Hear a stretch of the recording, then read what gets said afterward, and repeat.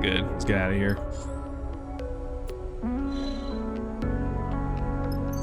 To the green belt.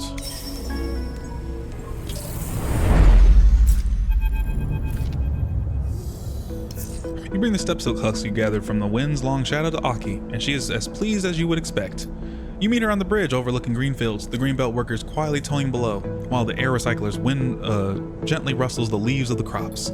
Sleeper, Aki holds the husk to her chest. Thank you. These are a new beginning for us. Aki pauses, knitting her brow. How was she? The wind's long shadow. She must have been beautiful once. She truly was, until they killed her. Aki sighs and looks out at the greenbelt fields. Everyone must die in the end. The belt makes wrecks of us all. She looks back to you, but what you have brought me? This is new life. Give us time. We will need to clear and re-seed the other biosphere. I hope you will return to us when the work is done. She presses a handful of chits into your hand. Thank you. She meets your eye. You watch her carry the husk gently away, glowing with the promise of fresh growth. Nice. At the new location. Ah, the Weaver's Field. So this is gonna be more green. 1, 2, 3, 4, 5. So 6 cycles. Okay. I guess I have to bring this to Aki after the fact, but that's okay. At the very least, we were able to get this to Aki, who was just from the first game, and I love that. I liked Aki in the first game, so otherwise, this was cool. Most enjoyable. So now we need to 413. Sheesh. I think we're also good to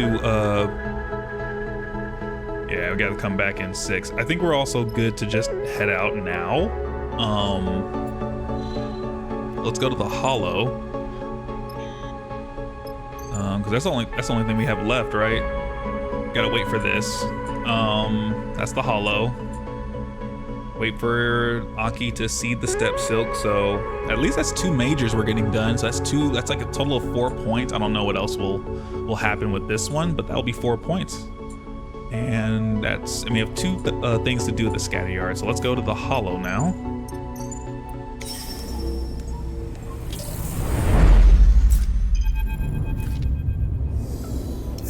Sleeper, Eugen takes you aside. I'm going to head into the Radius Marcus to find my contact, the one with the data on the Aphelion. You should come with. 2 sets of eyes are better than 1. Who is this contact anyway? You know how it is. A man never reveals his contacts, Eugen winks. He's just an old friend, one I've traded favors with a few times and who has a good nose for data trails. But trails run cold quickly, so we should get on his. Eugen grins and heads for the airlock. You watch him go, unsure what his swagger might hide, but you've come this far with him.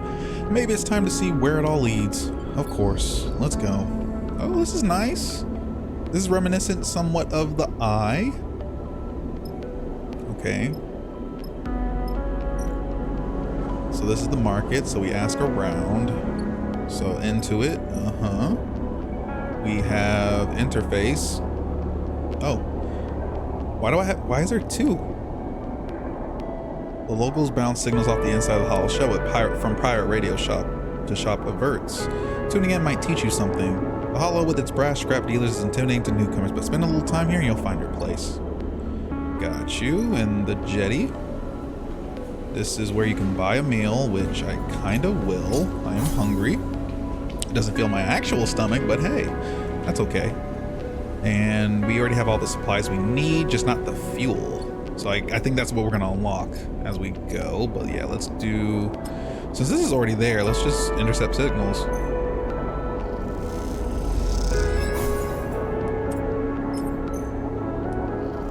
I got a neutral? Oh, that's terrible.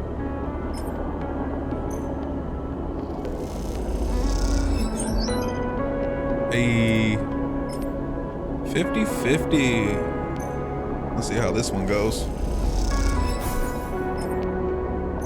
Give me one more neutral, please. Oh, still goes through. Nice. New locations discovered. Nice. Oh, the signal ship. Online array, so that's just for... Oh, sell Solheim data. They're always after Solheim data in case it contains transmission codes of ciphers. They pay well. Nice. And intercept signals.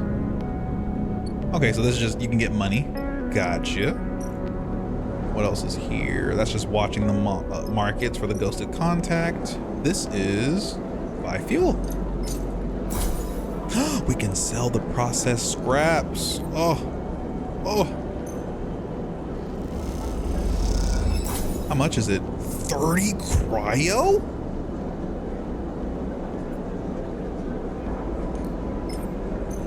I mean, get me right back up close to $400. $400. I mean, I wish I had $400, but 400 cryo, that's nice. Very nice. End cycle. I wonder what's gonna happen with this this interstellar ship if we do find it. Oh, they should. Oh yeah. Might as well go for cryo. Oh, what's this up here? The sunward pole. Help with the repairs. You have heard that a drifting Conway munition may have been responsible for the damage to the pole, but is that just a rumor? Oh, let's fix the thing. Look at all these successes. Oh, get some money too? Sure. This is why I love engineering.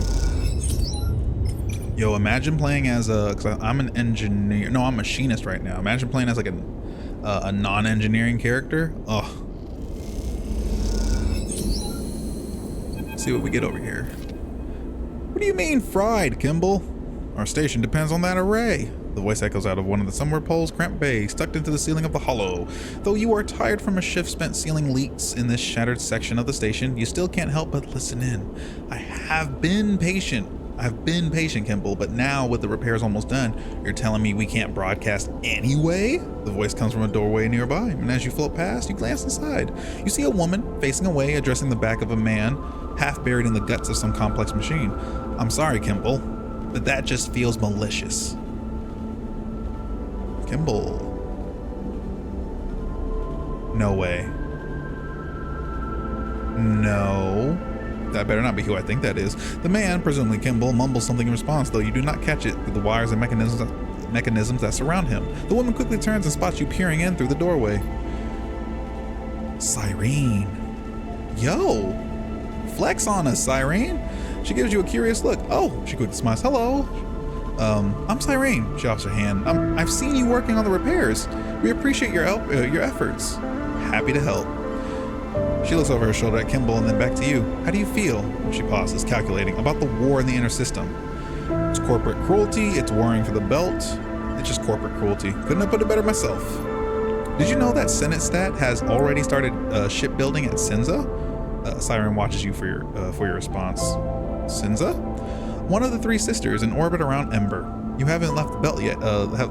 Have you? You hear a grunt from Kimball, his head still buried in the machine's innards, and it is unclear if it is in reference to what was said, or is just the sound of repairs going poorly. We, as Cyrene places a hand on her chest, are the Helian Dispatches. Are the Helian Dispatches the only pirate radio station in the Starward Belt? She lifts her chin proudly. We keep the system up to date on shifts in the system's power structures and the ongoing corporate war, all through the voice of the Helian system's own residents. He grunts again. Kimball grunts again. A shower of sparks bursts from the machine behind Cyrene. Or at least we did before our transmitter got fried. What happened? All that repair work you've been giving your time to? That was all caused by a Conway autonomous munition trained on our scent. Her eyes flash with anger. A mumble comes from Kimball as he pushes a handful of wiring out of his way. I do know that for sure, Kimball. Why else would it come so deep into the belt to hit the hollow at our broadcast site? Cyrene turns back and hands on hips. Wait, how do you understand him? He mumbles or he grunts, or unless you're close to him. That makes no sense. Tell me your ways, Cyrene. Kimball responds with a shrug. Either way, straight after that attack, we found our gear had been tampered with, sabotaged. And he grunts. Yes, Kimball, or just looted. Either way, we are now quiet, and when we are quiet, the war continues unobserved. Cyrene folds her arms and looks away, defeated. My crew is looking for work. I'm sure you are. Same as any other crew in the belt, but trust me when I say pirate radio does not pay. Look, we need a new broadcast array, a better broadcast array. Siren glances over her shoulder. We don't quite have the reach we'd like. Where you get one, that's another problem. We're talking pre-collapse tech here. It's not something we can just build ourselves. Kimball mutters something from the depths of the machine. Yeah, Holmes Rock isn't a bad idea. It used to be a relay station for Solheim, so it stands to reason they'd have arrays. And then there's the terminal there. Kimball's been bugging me to dig out some engine components for him to crack open and use in his repairs. God knows what kind of repairs he'd need those for, but that's what he says. Siren looks over her shoulder at Kimball, but receives no response. You both stare at his broad shoulders for a moment as a thin trail of smoke begins to emerge from the machine. Now, maybe we can do a little fundraising here in the Hollow. What we can get, we'll happily hand over. But I'm telling you now, it won't be a lot. I'll see what I can do.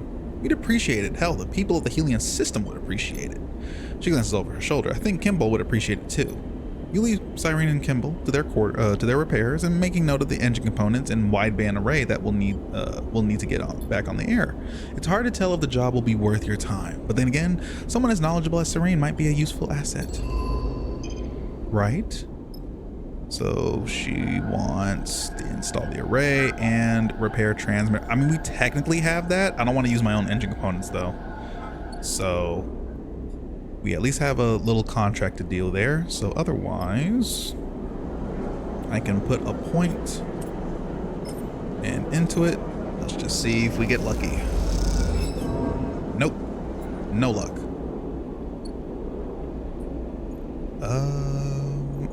Just keep giving us money, please. Have over 400 cryo. I think there's probably going to be something in the future that we can buy if we had a lot of money. I wish I can re-roll. They don't give me that ability. Okay, let's eat. Okay, good. At least it gives you 4. At least let me survive. The debris dealers.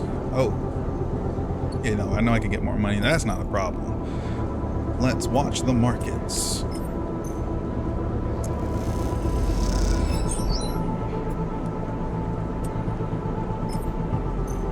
Come on for it. Come on.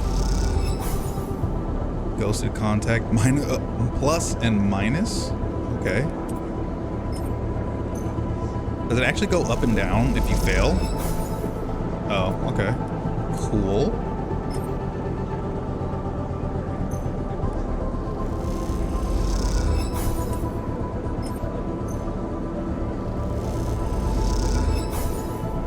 Oh, it doesn't really cost anything. Cool. Besides, you know, the fact that we have to keep moving.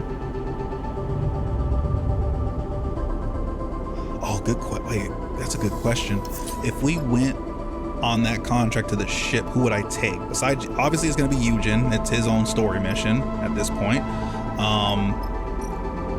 I'd probably take maybe Bliss, because they're engineering. But then if it's a fresh ship, I might take Junie for the application side of things. That would be actually cool. Hello there. The Radius market surrounds you in Eugen. Much of the architecture of the Starward Belt is built on a Solheim foundation. As a corporation from the core, Solheim structures tend towards cardinal directions, towards respecting gravity in a place where it has little effect. But the Radius markets have no such bias and no singular direction. Instead, the stalls and shops, built from scrap frame and hull plate, project outwards from all 8 of the surrounding walls. The effect is overwhelming, with activity and interest in all directions. Between the windows that open to faint stars, scrap dealers, street food vendors, data fences, and tailors compete for the attention of the stream of customers drifting around you. Sleeper. Eugen draws close to get your attention, his voice barely raised. Take a look. He jerks his head, motioning down the market. You refocus your attention, your eyes drawn to a group of dark-suited spacers with shaved heads. 5 of them gathered around another retreating figure. The spacers are noticeably distinct from the rest of the crowd. Their tight and complex suits, kept in pristine condition and all in the same design, a rarity amidst the Starward Belt's ramshackle fashions. You see one of them is gesticulating aggressively, chopping the air with his hand. Eugen nudges you again, not the singers. You glance at him, unsure of that term. The one they are threatening. Eugen starts to move forward, his eyes fixed on the group. That's my contact. You turn back to the group, the singers, as Eugen called them, and see they are rounding on the figure now. Their body language is clear. This is about to come to blows. Eugen clearly sees the shift too. Before you can say a word, he is off, gliding hard through the crowd towards them. You give chase without thinking, kicking off the nearest strut and angling yourself through the central void of the market behind Eugen. Eugen doesn't stop. He barrels straight into the singers, sending two of them spinning into the crowd to a chorus of shouts and protest. I can try to calm the situation? Ooh, nice. You hold out your arms and try to talk them down, calling to Eugen. The singers gather around you, but they don't start throwing punches yet. One of them comes forward. It's Peter! That's Peter! Oh my god! Oh, the singers! It's Peter! Wow. Meeting your eye, you hear one of the others call him Peter. Their leader, perhaps? This idiot with you? Peter nods towards Eugen, who is wrestling with one of the crew. He whistles and the singer disengages and moves away. Yes. Can you ask him to calm down, please? You see Peter's hand is resting on a dark shape at his hip. So, as he looks between the two of you, do you have a reason for interrupting my business? He gestures around, and while some people have moved on, a few are hanging back to watch what comes next. He loves the theatrics, man. You were about to jump my friend. Eugen nods at the contact, who is quietly watching with a concerned look on his face. The comment sends a small rumble of conversation around the remaining crowd. It seems the singers aren't so popular here. I think you misunderstood. We were simply asking for information. He shoots a sharp smile at the contact. I think Lewis has told you everything he is happy to share, as he shoots a glare at his contact, who nods sheepishly. Peter looks between all of you, and then surveys the crowd. One of the singers starts to interrupt, but Peter raises a hand and silences them. See you around then. He smiles a sharp smile at Eugen and leads the other singers away into the crowd, which parts slightly as they enter it. Lewis, as Eugen rounds on the smaller figure, how about not here? He interrupts. He sighs. Come with me. Okay. I don't know who Lewis is, just a nervous signal chaser. Lewis leads you away from the open market, most of the crowd having dispersed, into a small passageway. He finds a hatch, opens it, and beckons you both through before slipping inside, closing it behind you. So what business did you have with the singers? Eugen perches on a stool in the small workshop, picking up a tool from the mag strip above the bench and turning it over in his hands. Singers? Is that what you call them? Lewis looks nervous. The first I've known of them is when they turned up a few cycles back and started pressing me for info. I've run into some singers before, not these ones, but they all dress the same. He glances between you and Lewis. They are refugees out of Ember's Song, one of the moons of that gas giant in the inner system. Their moon is a volcanic hellhole, so while these guys are refugees, fleeing the war like most, they tend to be tough as hell and aren't used to being told no. That part checks out, as Lewis smiles weakly. They've been pressing me for data for cycles ever since they showed up. My data. Eugen clicks the tool back on the mag strip and fixes Luis, I guess, with a hard stare. You've been shopping it around then? Trying to drive a bidding war? He holds up his hands. Whoa, no, nothing like that. He's afraid of Eugen and you worry what that might be. I just wanted to verify the data. I asked around. Someone I showed it to, well, they mentioned a fraction drive. You see Eugen bristle with anger. Lewis keeps talking, speeding it up. That was all, but a couple of cycles later, these singers, as you call them, started showing up and I had to hide myself away. Hard to run a data business when you can't even go out to meet your clients. Where's the data now? And Lewis turns to you, seemingly glad not to have to look at the angry Eugen. I have it, don't worry, and it comes with a hell of a story. The friend I showed it to, he told me he's heard about that ship before. Mostly what he thought were rumors about a fraction drive ship. Apparently when Solheim collapsed, there was a struggle over who got to take it. 2 execs from the old corporate hierarchy wanted it, and some of their underlings found out about it too. Those wrecks you visited? That was the site of a battle over the thing. This ship was a hot ticket, even then. You think back to the twisted and blasted remains of the ships, the wreckage strewn across the asteroid. You wonder how many died trying to get the Aphelin path in its golden drive. Seems like both the execs got spaced, but someone came back later, slipped the shit out of the wreck that was carrying it. Here's the funny thing, rather than use it, they dismantled it, took the ship apart here at the Hollow. Hell, there's probably strut work from the Aphelin path in this very station. And Lewis looks around at the salvage compartment you were all inside. So it's gone? Not quite. They weren't stupid enough to dismantle an interstellar drive. The story goes that they buried it on a rock out in the shoals, totally unmarked. With thousands of rocks out there, they could leave it as long as they wanted and come back when they were ready. Thing is, they never came back. He finishes the sentence, his anger fainting now. Bingo. Lewis grins as he holds up a thumbnail drive, and I've got the coordinates of the beacon that will lead you there. And he snatches it from his fingers. Should have led with that. That's just the start of the trail though, no doubt, but it'll get you there if you manage to follow it. Eugen nods at you and goes to leave, his hands immediately on the container hatch. Hey, wait, aren't you going to pay for that? Not after you leaked that the fraction drive exists to your friend, the singers. Your friend, the singers, and anyone else who's looking. No. Keep it quiet next time. Come on, friend. The singers chased away my clients. He shows you his upturned palms. 50 cryo for the effort, or just whatever you have. I'll take it. I'm desperate. I mean, I got 447, but maybe if you take those 4s off, I only have 7 cryo. I'll just pay the man. You pass him a stack of chits and he clasps your hand. I appreciate it. He looks over your shoulder to see if Eugen is still there. Hey, look, be careful with that one, right? He's not to be trusted. You turn and Eugen is already gone. You follow him out of the container. Time to go find a fraction drive. New contract on the map. That's what I'm talking about. So we have, let me at least get some supplies. There we go. Energy I'm not too worried about. The beacon. Not available. Let's go do it. That's what we're here for. I would take, well, hang on. If, this is iffy. I will take Junie, because once we find the tech, maybe, but there is the engineering from Bliss. I'm not sure, but we'll try it again.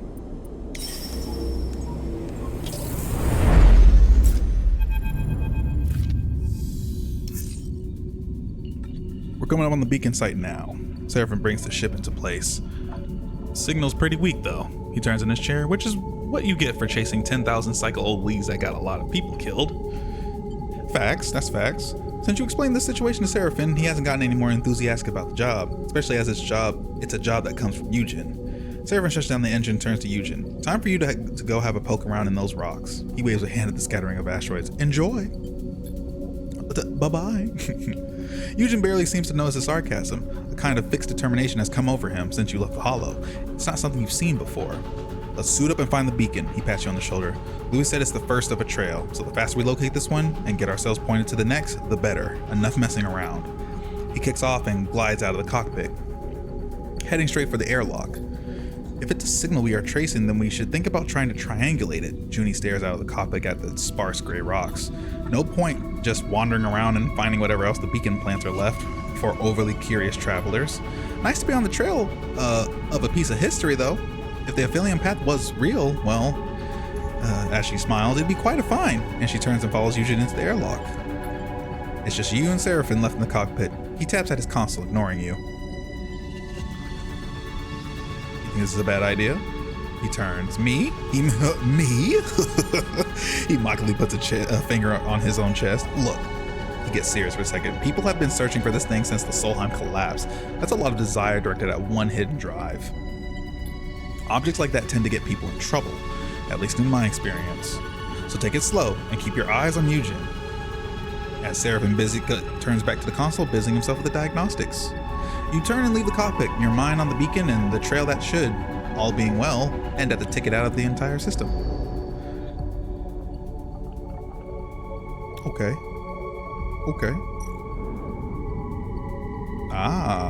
Which is where Junie can work. And we can work our magic on this side.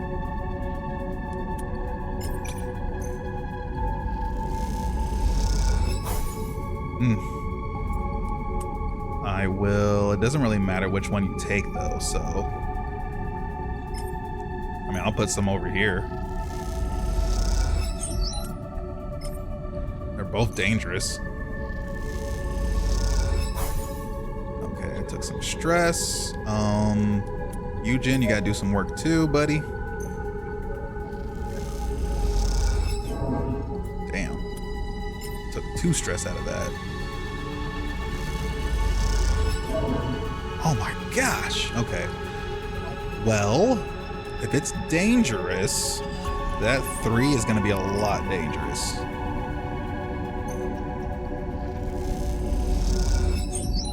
I'll take it, and we can take that and go. Because This push will only affect, but it only turns into a 4, and at that point it's just the 25, 50, and 25. I'd rather go and take a nap before I gain too much stress, and then that starts the whole cycle of my dice are breaking.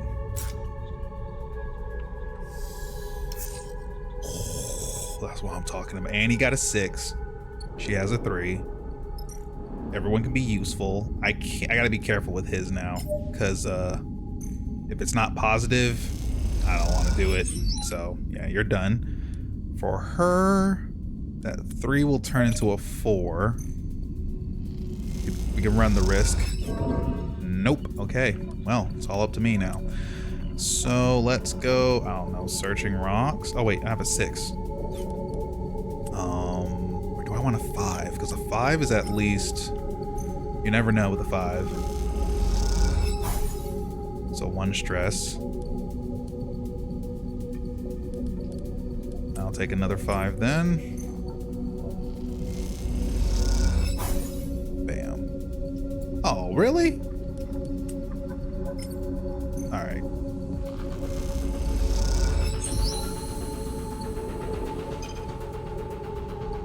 Okay. It's risky though. So that'll be a 3. I can take some of the risk.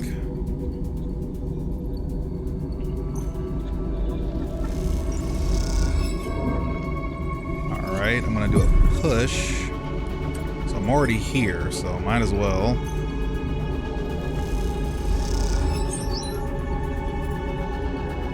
Okay. Well, 1s and 2s are gonna start messing us up, so let's see what happens.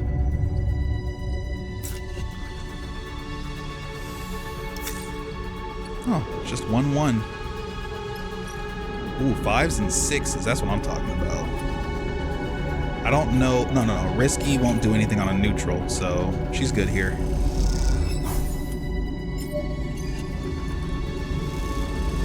Onward vector, baby. I'm also gonna use my 5s.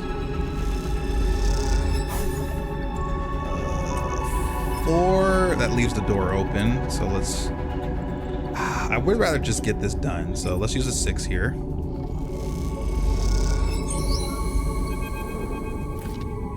We're in. Eugen nods at the data port, deep inside the body of the beacon. He peers through his suit's faceplate at it. You have part of the plating removed, and you are pretty sure you have access to the coordinates you need. All that's left is to slot a drive. I've got this. Eugen takes out a thumb drive and slots it in. Easy as can be. A smile flickers across his face. Don't you dare trigger that. You peer into the beacon. It has been a delicate job getting the security access and the system knowledge to find the coordinates for the next step, but it all seems to have passed without incident. Got it. Eugen pulls the drive and thumps you on the shoulder. Let's head to the next one. Look alive down there. As Seraph, of course, see, I told you. Seraphin's voice comes over the comms. We've got a ship on approach. We need to make ourselves scarce. You and Eugen exchange looks, singers. You kick off and glide towards the ship, but Eugen goes in the other direction. You wonder what he's doing for a second, and then you see it. He arrives at the beacon and immediately begins laying into its metal shell. He pulls a tool from his suit's belt and caves in the beacon with an anger that chills you. When he's done, the beacon's just another chunk of debris in the shoals. He joins you in the cockpit. Seraphin gives you a look, but doesn't say a word. He just silently taps in the new coordinates. You look across at Eugen, his expression fixed and his eyes cold, and Seraphin fires up the drive. Ooh, he got something about this whole thing, man.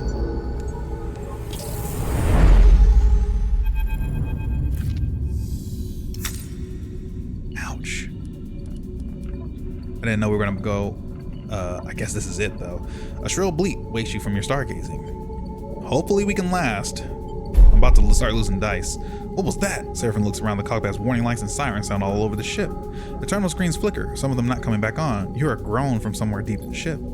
Some kind of pulse? An energy weapon? He slaps the side of his flickering terminal until it stabilizes. On it, you see a red dot moving further away from the center of the circle. A ship is accelerating away. He taps at his console, bringing up the transponder information. He turns to Eugen with a hard stare.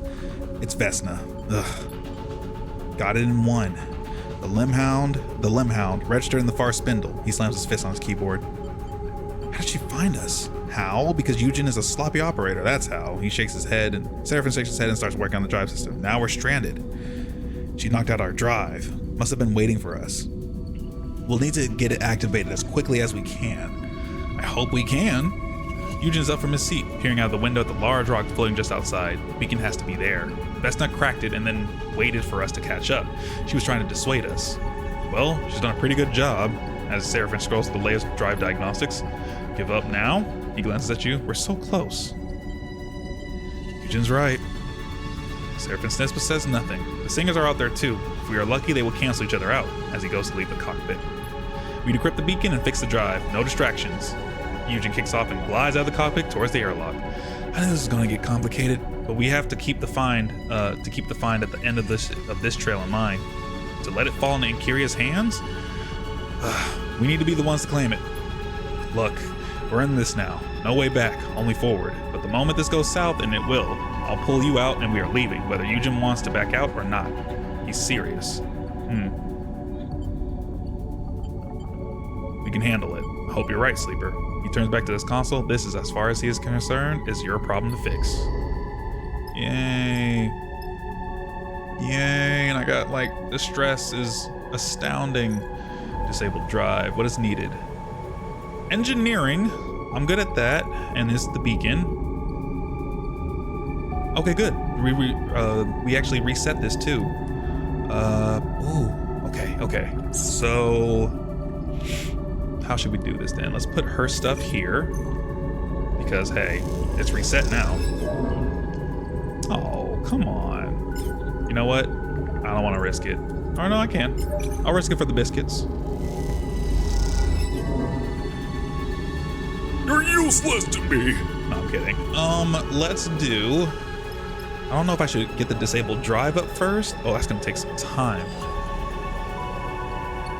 I mean, the quickest thing is the beacon. Well, I'll start on the beacon first then. Actually, wait, he can't help here, right? No.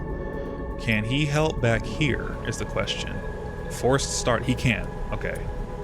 I can put his stuff here. Forget tinkering with the drive with no time to waste, physically forcing it. I'm screaming, physically forcing it.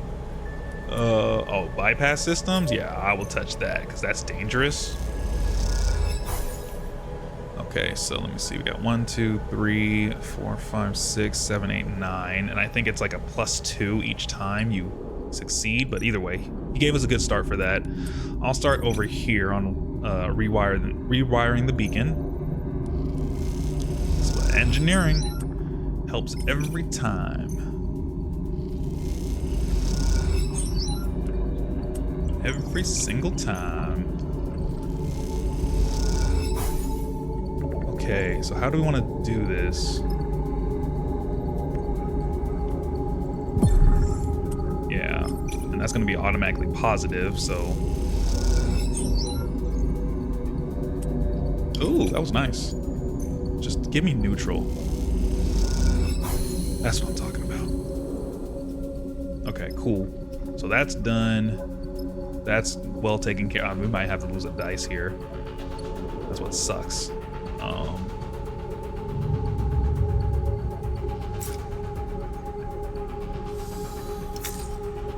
Okay. I can work with this. Let's see what we can do. Yo, he is on the roll. He's like, we getting out of here. Let's go.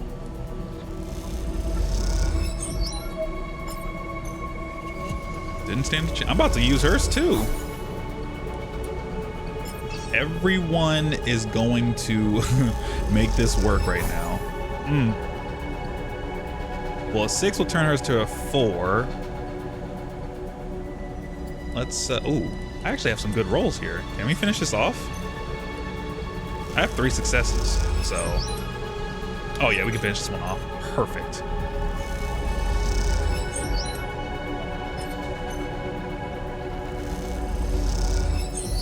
Nice.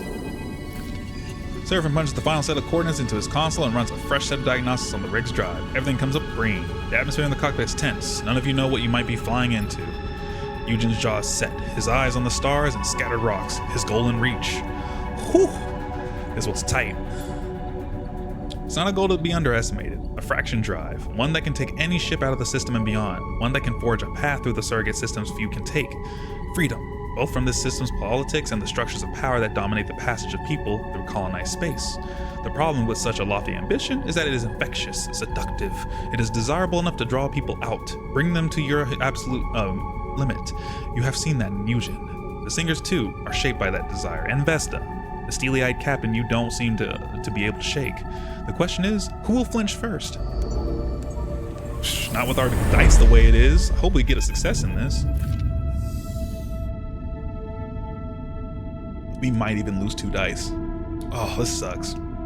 Here you are, moored around a remote and airless rock, a scattering of debris concealing an object of great value, and a system spiraling into war. We're the last here. Seraphim shuts down the drive, but at least no one started shooting. Vesna would only kill as a last resort. The singers, I'm less sure about. Reassuring. So what now? We walk out there and start digging? What do you think, Eugen? You turn to face Eugen, but he's already gone. You get after him. Seraphim shakes his head. I'm going to keep the rig warm. I get the feeling we're going to be needing it. As you glide out of the cockpit, you hear the airlock cycling. Eugen's already out. You speed up, grabbing a suit and wrestling it on as you head for the airlock.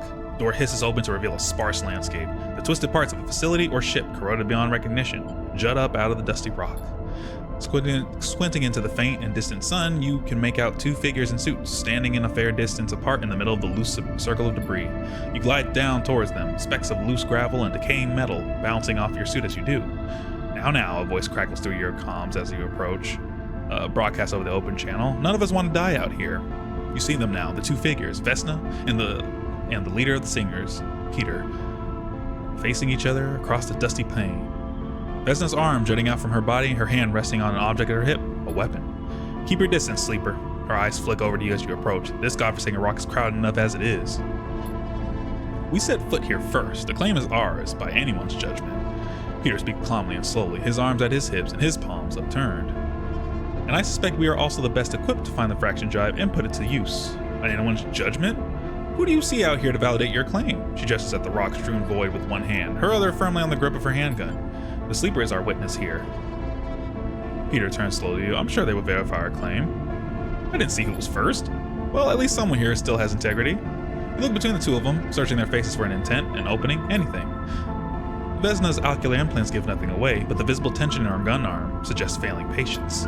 Peter, meanwhile, projects an atmosphere of a considered calm, but there is violence behind that benign smile, and a crew of singers somewhere out there in the dark. The drive is mine. Back off. Vesna, using that weapon will seal your fate. Peter, tell your crew to stand down. Be very careful what you say next. Peter's eyes you with anger and fear. You see a flash of panic in Vesna's eyes as she realizes she might be surrounded already. Her arm tenses. The shot is silent, its direction unclear, but its effect is immediate. The side of Vesna's suit explodes in a geyser of escaping oxygen. She spins, clutching at the wound to clamp it closed. As she does, you see the shot graze her, splitting the suit, but leaving her body beneath intact. Might want to run and get that fixed, Vesna. Eugen slips out from the shadow of a piece of debris at the edge of the circle. He holds a long gun at his hip. What took you so long? Eugen's eyes are fixed on Peter. Let's all stay calm. He moves slowly closer. You son of a bitch! Vesna is doubled over, unable to take her hands away from the hole in her suit without risking immediate depressurization. Eugen draws Ben alongside you, his eyes still on Peter.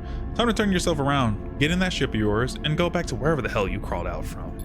You glance at Vesna. There is a spout of oxygen spewing from her suit, leaking between her fingers. She doesn't have long. We can't abandon this claim. Peter shows his open palms.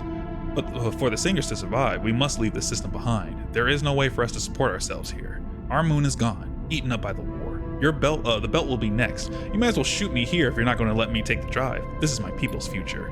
Well, as he shifts his shoulders. Good old Eugen. as he continues saying, if you insist. Sleeper, we have incoming. A lot of incoming. You glance at Eugen. He is hearing the message too. A whole load of convoy ships are approaching this location. Can we outrun them? I have no idea, but the sooner we leave, the better. Convoy drone ships don't tend to ask questions. You look across at Peter and see his lips moving, but hear nothing. He is talking to his crew. A moment later, you hear a click as he switches back to the open channel. If you heard what I just heard, then you know we are out of time. As Peter looks deadly serious now, his face of diplomatic calm having fallen away. We singers are the only crew who can pull the fraction drive out before convoy arrives. There are more of us, and we have the experience. Let us take it. Don't let it fall into the hands of this system's biggest enemy. Sleeper, get back to the rig. No, Eugen cuts in. You aren't sure if he is responding to Seraphim, Peter, or both. The drive is ours. I have worked too hard and come too far to let it go now. He raises the long gun to his shoulder. "You're all insane," Vesta spits out the words, her voice strained and hoarse. "I'll leave you to your graves." She kicks off the rock, arcing towards the crimson shape of the Limhound. Oh god. Eugen doesn't even watch her go. You see something flaring in his eyes. A dark drive with no other resolution. But that's stress. Talk him down? Yo, that's what I'm talking about. You put a hand on Eugen's shoulder and his eyes flick to you. You know what it is to be driven, especially towards freedom. Yours is a life where each escape has been earned, both by desire and sheer determination. But you also know how lives are wasted, thrown against the walls that restrain them again and again, only to come apart. You know that determination must be tempered by humanity, by empathy, by care. And in that moment, or in this moment, that is what passes between you and Eugen: solidarity, empathy, and care. Eugen's resolve crumbles and he turns. You see Peter watching carefully, his eyes flicking between the two of you. When he sees Eugen drop his gun, he nods to you and retreats. There's work to be done. You kick off from the rock together, you and Eugen, in silent resignation. Even when you reach the open airlock of the rig, Eugen does not look back. Once your suits are off, you both glide up to the cockpit to find Seraphin rapidly starting the drive. His console screen is filled with red pulses, the signatures of convoy drone ships, bearing down on this lonely rock. He glances up as you enter the cockpit, but says nothing. You are thankful for that, at least. This is no time for glib remarks. You take one last look at the Aphelion Pass final resting place. Across its surface, black-suited singers, like a small army of ants, industrially work to excavate and extract the fraction drive. Wow, it was here, yeah. That sucks, but I mean, you gotta care about your life more. In the face of the inhuman and cruel arm of Conway Extractions, it is hard not to wish them well. May their freedom buy them the kind of future you were not able to claim. And then the drive kicks in and you leave the singers to their fate. Getting out of here. The ship is quiet as you dock with the Hollow. No one eager to speak about what happened out there in the shoals. Even Seraphin is silent, tapping away at the engine shutdown with comfortingly routine motions. Eugen broods at the back of the cockpit, looking drained and pale. You know it will take him some time to come back from this, to extract himself from the hold that fraction drive, that dream held over him. You wonder if he ever will, or if the freedom that object represented to him will haunt him for the remains of his life. You know at least that now is not the time to try to discuss it, to lay out exactly what happened out there. Eugen will retreat, of course, hiding beneath the glib personality you have come to recognize as his shield. But perhaps as the cycles pass, he will find himself changed. Perhaps not. Either way, there's much to be done, and this thankless adventure has derailed you enough. Time to get back to work. The good, the bad, and Eugen. Find the fraction drive without losing Eugen. Oh, nice. Because he probably would have stayed. I mean, it was a 50-50 with a neutral or a negative, man. So what we got over here? Well, we got money for days. Let's get fuel. Let us... Actually, I might even try to make some money here, too. Let's fill the supplies. And then let's make some money.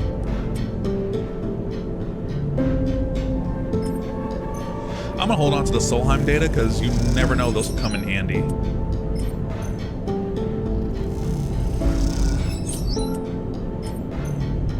Love having some money on hand, I'll tell you that much. I think negative is energy. At some point you're gonna hit a negative. Ooh, positive, I appreciate it. That's cool, that's cool.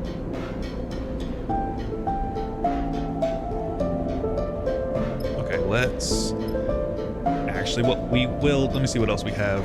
No negative. Yeah, no negatives here for sure. It really does suck that Eugen wasn't able to get what he wanted, but at least he didn't waste his life trying to get it, you know what I mean? So I think completing that, let me see. Investigate Hexport, recon the dark, so that's the two scatter yards. Get the array from Holmes Rock. I think we'll probably try to do this in the next episode. We gotta wait for Aki to be done too. Yeah, let the dust settle. So it's gonna probably take it'll probably take some days, some cycles for that to get done. And then I think we already earned her trust. But I do want to complete some of this too. And let me check the map at where we are again. So how much is it to... So we can make it to the scatter yards from here. And I think we have to wait for her to be done anyway. And otherwise it's just the scatter yards. But once we get to the scatter yards though, we're going to be continuing the major plot point though. So otherwise, I will have to actually cut the stream early, just a little bit early today, but I think we made good progress. We got through a couple contracts. Well, we don't know what's going to happen at Eugen's contract, but hey, that's something we can take care of next time in the next episode. That'll be sometime next week. Just keep a lookout for the stream schedule, and of course on the YouTube side of things, you know, hey, what y'all think so far? What's going to happen next? Otherwise, hey, thank you for coming out today.